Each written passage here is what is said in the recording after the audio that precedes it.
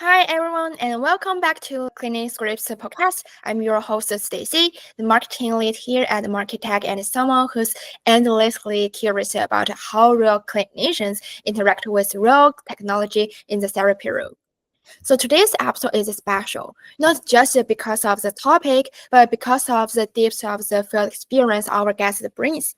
So when we talk about mental health, we often imagine a quiet office space or maybe a virtual session.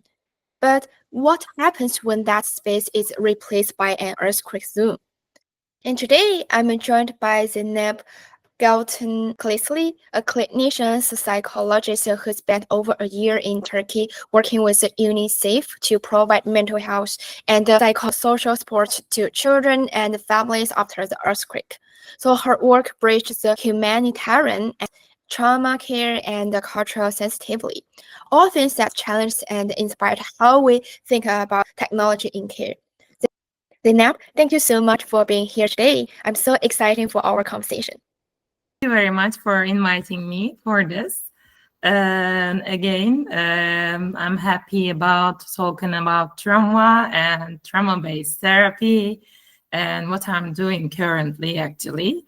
So the post-earthquake environment was like deeply chaotic and emotionally charged. So the trauma still continuing. It wasn't over and it was still unfolding, and many people were living in tents. Some had lost their entire families, and basic needs like food, hygiene, safety were often unmet. And doing psychological work in that context was unlike anything I had experienced before. The therapy became less about theory and more about being fully present, building trust in moments of deep instability. And I would sit with children who hadn't spoke for days, or with parents frozen in grief, and trying to help them name their pain while also holding some space for their survival instinct. And one of the greatest challenge was navigating my emotions also, because earthquake zone was my hometown zone, and also I had so many family members and friends in there. And I wasn't just a clinical psychologist in there, also I was one of them. So it was impossible to separate my professional self from my personal experience, and I learned to let that inform my empathy instead of trying to suppress it.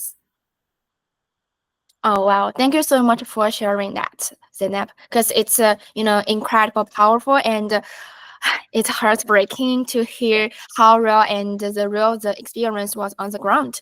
So it really shows on how therapy in those moments goes beyond structured method, because it becomes about human connection and presence. So that leads me to wonder, looking back, if you had access to an AI tool during that time, not necessarily to replace the work, but to support you in documentary, reflection, or even just organizing resources, how do you imagine it could be helped, or would you have even wanted it there? Can I hear the last sentence, please? Oh Again? yes. So how Yeah. do you imagine if the AI tool can help you, or would you have even wanted you have an AI tool there? Yeah. In hindsight, ethically designed the AI tools could have made a significant differences, to be honest. For example, like secure AI transcription system could have many summarized session after the fact, allowing us to stay fully present during conversations while still capturing essential information for follow-up referrals. Like team communication apps with built-in emotional check-ins could have also help us manage burnout maybe, or track patterns across different field sites. Also, even something as simple as like these base AI materials generators to create psychoeducational content for different age groups and cultural contexts. so would have saved enormous amounts of time and energy in the field. Of course, whatever happens, it will maybe not like an human hand experiences, but I believe that this system will help also in that type of acute states. Okay, well, that's such a thoughtful reflection and so practical too. So it's true, increases setting will time, energy, and mental wealth, are all stretched thing. And this kind of AI power tools could have offered real support being the sense. So without getting the weight of a human connection, right?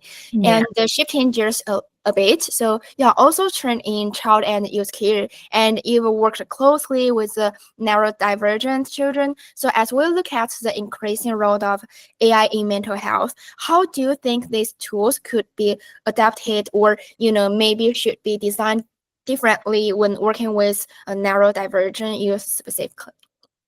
Like when we talk about neurodivergent, can you give me some example, please?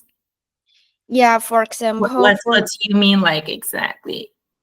oh yeah, so for example, to customize virtual sports for those, and for those the youth who experience a very difficult times, especially like the earthquake, and most of them will have like PTSD, right? Yeah. Yeah. Like maybe this can happen like with AI system with maybe help them to overcome their stress, but in terms of the moment, when they need to maybe like spend alone time with themselves, if they have trauma, if they have, or not able to spend time with another people, if they are not ready, maybe the system can help them to like overcome, with some techniques that they can talk, or they can maybe follow the techniques. It can be like some fast breathing technique system or some mentalization techniques, but identifying their like their moments, like for example, if they are feeling themselves very sad, if they talk about themselves, how they feel, what they want to do, maybe the system can capture their like identifications in terms of feelings and can adapt very fast in these terms. Okay. But somehow I believe that also it might help children maybe more than adults, because children, young adults, they adapt like very fast compared to the rest. Okay, well, that's such a thoughtful perspective. Using AI not to replace human connection, but to gently support kids in, navigating their own emotional world, especially when they may not yet have the words or, well, readiness to engage with someone directly. So building on that, I'd love to explore something else with you. So as, someone who has worked across cultures and crises. So you've seen firsthand how, the healing looks different in different communities. So if we look ahead, how do you envision AI adapting to diverse cultural norms around trauma, emotion, and communication? So what would a truly culturally sensitive AI tool look like to you? Yeah. First of all, we need to know the cultural ethics and cultural systems. If the culture is individualistic, thinks that um, the the priorities is the confidentiality, like very collective culture, and we need to understand first culture. The system, the rules of the culture, and maybe we can teach the AI how to talk or how to attune with that culture, then we can generate the system according to these cultures. Because I'm Turkish, and in Turkey, like this type of, for example, confidentialities are so important. They think that no one shouldn't know about what they have been going through, about their personal life, or this couple of things needs to stay personal. If we can like succeed this part of that, this is a personalized AI system only for you, and maybe this can be like better, or in European culture maybe shapes how deeply culture shapes mental health, workflow is so important. In contrast, maybe like many European systems are much more standardized and form-based, while this offer consistency, maybe on accountability, and it can sometimes create emotional distance, highly sensitive situations. I believe the best systems are hybrid, so culturally responsive, ethically grounded, and like tolerate to both human and systemic needs. Yeah, absolutely, absolutely. Well, you know what? You just should highlight a very crucial point. Like AI can only be effective in therapeutic work if it respects the deep roots of cultural values and norms. So teaching AI to recognize not just a language but also a meaning behind the cultural practice could be a game changer, especially in global or like the humanitarian context. So that brings me to another area. So when working with families and children impacted by crises like the earthquake response you were part of, so the emotions often, show up in non-verbal ways, right? Like their behaviors, silence, even art. So do you think there's a future where AI could support clinicians in decoding non-verb emotional cues? So what would it take for AI to be truly helpful there rather than, intrusive?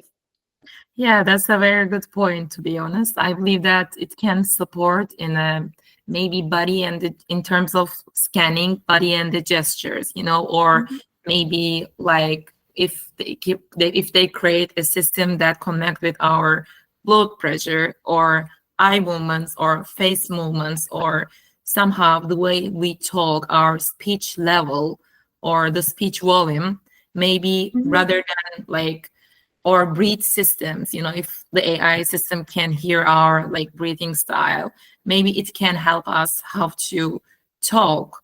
It can help us how to think in terms of like, now I feel you, you're a little bit tense, I check your blood system, or I check your eye movements, you look so blah blah blah.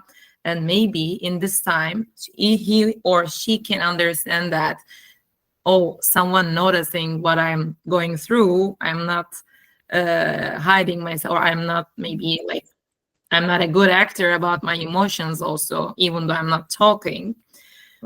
So maybe somehow the photographic part and also a system of blood pressure and stuff.